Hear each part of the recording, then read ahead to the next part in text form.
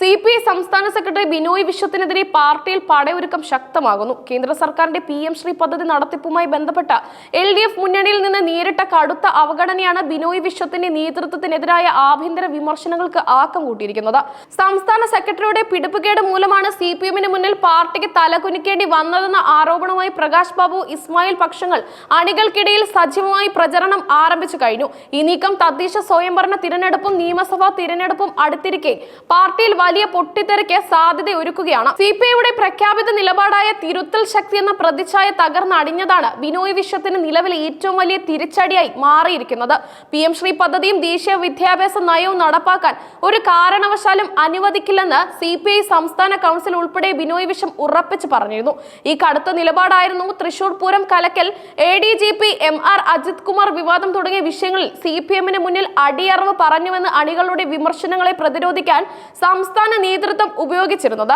എന്നാൽ എല്ലാ എതിർപ്പുകളെയും തള്ളിക്കളഞ്ഞ CPM സ്വന്തം തീരുമാനവുമായി മുന്നോട്ട് പോവുകയും PM ശ്രീ പദ്ധതിയിൽ സർക്കാർ ഒപ്പുവെക്കുകയും ചെയ്തതോടെ ബിനോയ് വിശ്വവും സംസ്ഥാന നേതൃത്വവും ഉത്തരമുട്ടിയിരിക്കുകയാണ്. എന്ത് CPI എന്ന് CPM സംസ്ഥാന സെക്രട്ടറി MV ഗോവിന്ദൻ നേരത്തെ നടത്തിയ പരാമർശം CPI ഞെട്ടിച്ചിരിക്കുന്നു. എന്നാൽ അതിലും വലിയ അവഗണനയാണ് PM ശ്രീ പദ്ധതി നടത്തിപ്പിലൂടെ CPM നൽകിയിരിക്കുന്നത്. മുന്നണിയിലെ രണ്ടാമത്തെ കക്ഷിയായ CPI-യെ വിശ്വാസത്തിലെടുക്കാതെ ഏകപക്ഷീയമായി CPM തീരുമാനങ്ങൾ അടിച്ചേൽപ്പിക്കുന്നത് സംസ്ഥാന സെക്രട്ടറിയുടെ ദൗർബല്യമായാണ് എതിർപക്ഷ നേതാക്കൾ ഉയർത്തിക്കാട്ടുന്നത്. ഈ വിഷയത്തിൽ ശക്തമായ പ്രതിഷേധം രേഖപ്പെടുത്തണമെന്നും മന്ത്രിസഭാ യോഗത്തിൽ നിന്നും വിട്ടുനിൽക്കണമെന്നും ബിനോയ് വിശ്വം അഭിപ്രായപ്പെട്ടെങ്കിലും അതിന് പാർട്ടിയിൽ വേണ്ടത്ര സ്വീകാര്യത ലഭിച്ചിട്ടില്ല എന്നത് ശ്രദ്ധേയമാണ്. CPI-യുടെ മന്ത്രിമാർ പോലും ബിനോയ് വിശ്വത്തിന്റെ നിലപാടിന് വേണ്ടത്ര പിന്തുണ നൽകാത്തത് അദ്ദേഹത്തിനെതിരെയുള്ള ആഭ്യന്തര ചേരിതിരിവ് എത്രത്തോളം ഉണ്ടെന്ന് വ്യക്തമാക്കുന്നു. മുന്നണി ബന്ധം വഷളാക്കാതെ പ്രശ്നങ്ങൾ പരിഹരിക്കാമെന്ന നിലപാടാണ് മന്ത്രിമാർ സ്വീകരിച്ചതെങ്കിലും ഇത് സംസ്ഥാന സെക്രട്ടറിയുടെ നേതൃത്വപരമായ കഴിവില്ലായ്മയായി ചിത്രീകരിക്കപ്പെടാൻ എതിർചേരിക്ക് അവസരം നൽകി. മുന്നണിയിൽ പ്രതിഷേധം എത്രത്തോളം മുന്നോട്ട് കൊണ്ടുപോകാൻ കഴിയുമെന്ന ആശയക്കുഴപ്പം തദ്ദേശ തെരഞ്ഞെടുപ്പും നിയമസഭാ തെരഞ്ഞെടുപ്പും ആസന്നമായിരിക്കെ മുന്നണിയിൽ ഒരു പരിഗണനയുമില്ലാതെ പാർട്ടിയായി വോട്ടർമാരെ നേരിടേണ്ടി വരുന്നത് വലിയ തോതിൽ തിരിച്ചടിയാകുമെന്ന ആശങ്ക നേതാക്കൾക്കുണ്ട്. ഈ ആശങ്കകളെയാണ് ബിനോയ് വിശ്വത്തിനെതിരെയുള്ള വിമർശനങ്ങളായി പ്രകാശ് ബാബു ഇസ്മായിൽ പക്ഷങ്ങൾ അണികൾക്കിടയിൽ പ്രചരിപ്പിക്കുന്നത്. CPM ജനറൽ സെക്രട്ടറിയും ഇടതുമുന്നണി കൺവീനറും നൽകിയ ഉറപ്പിൽ വിശ്വസിച്ച് CPI സംസ്ഥാന സെക്രട്ടറി മുന്നോട്ട് പോയത് മണ്ടത്തരമായിരുന്നുവെന്നും ഈ പക്ഷക്കാർ രഹസ്യമായി പ്രചരിപ്പിക്കുന്നു. CPI-യുടെ പ്രധാനപ്പെട്ട രാഷ്ട്രീയ നിലപാടുകൾ പോലും CPM അവഗണിക്കുമ്പോൾ ശക്തമായ നിലപാട് എടുക്കാൻ ബിനോയ് വിശ്വത്തിന് സാധിച്ചില്ലെന്നും അവർ വിമർശിക്കുന്നു. ഇത് പാർട്ടിയിലെ യുവജന വിഭാഗങ്ങൾക്കിടയിൽ പോലും അതൃപ്തി ഉണ്ടാക്കിയിട്ടുണ്ട്.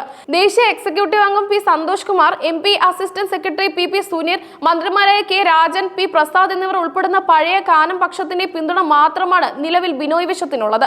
കാനം രാജേന്ദ്രൻ സെക്രട്ടറി ആയിരുന്ന കാലത്ത് ശക്തമായി നിലനിന്നിരുന്ന ഈ ഗ്രൂപ്പ് മാത്രമാണ് ഇപ്പോൾ ബിനോയ് വിശ്വത്തിന് വേണ്ടി പ്രതിരോധം തീർക്കുന്നത്. എന്നാൽ എതിർപക്ഷം ശക്തമായതോടെ ഈ പിന്തുണ മാത്രം അദ്ദേഹത്തിന് കാര്യങ്ങൾ എളുപ്പമാക്കില്ല. ബിനോയ് വിശ്വത്തിന് താല്പര്യമില്ലാതിരുന്നിട്ടും പ്രകാശ് ബാബുവിനെ CPI ദേശീയ സെക്രട്ടേറിയറ്റിൽ എത്തിച്ചത് പാർട്ടി ജില്ലാ ഘടകങ്ങളുടെ കടുത്ത സമ്മർദ്ദവും ദേശീയ നേതൃത്വത്തിന്റെ ഇടപെടലും കൊണ്ടായിരുന്നു.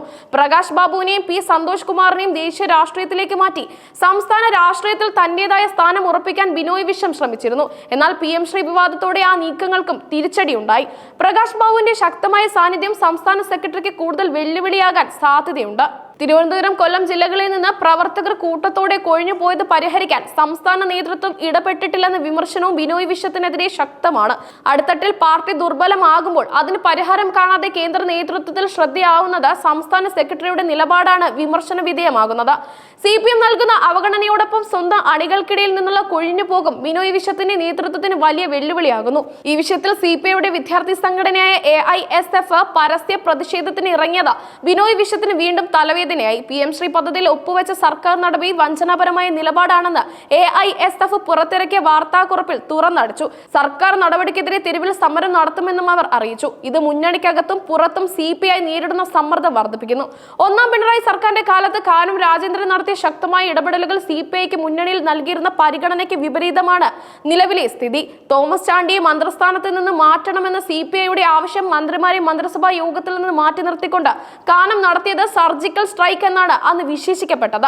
പോലീസ് കമ്മീഷണറേറ്റ് രൂപവൽക്കരിക്കാനുള്ള CPM-ന്റെ ഏകപക്ഷീയമായ തീരുമാനത്തെയും അന്ന് കാനം തിരുത്തിച്ചതാണ്. എന്നാൽ ബിനോയ് വിശ്വം സെക്രട്ടറിയായ ശേഷം സ്ഥിതിഗതികൾ മാറിമറിഞ്ഞു. സ്വകാര്യ മദ്യ കമ്പനിക്ക് അനുമതി നൽകരുതെന്ന CPI-യുടെ ആവശ്യം ഭൂരിപക്ഷത്തിന്റെ പേരിൽ CPM തള്ളി. ഇപ്പോൾ PM ശ്രീയിലും CPI പൂർണ്ണമായും അവഗണിച്ചു. ബിനോയ് വിശ്വം മൃദു സമീപനം സ്വീകരിക്കുന്നതിനാലാണ് CPM എത്രത്തോളം അവഗണന കാണിക്കുന്നതെന്ന് എതിർപക്ഷ നേതാക്കൾ വിശ്വസിക്കുന്നു. ഈ സാഹചര്യം മുതലെടുത്ത് പാർട്ടി നേതൃത്വത്തിലേക്ക് തിരിച്ചെത്താനാണ് പ്രകാശ് ബാബു ഇസ്മായിൽ പക്ഷങ്ങൾ കരുക്കൾ നീക്കുന്നത്. അടുത്ത സംസ്ഥാന കൗൺസിലിലോ പാർട്ടി കോൺഗ്രസിലോ ബിനോയ് വിശ്വത്തിന് ശക്തമായ വെല്ലുവിളി ഉയർത്താൻ ഈ പക്ഷം തയ്യാറെടുക്കുന്നതായാണ് സൂചന.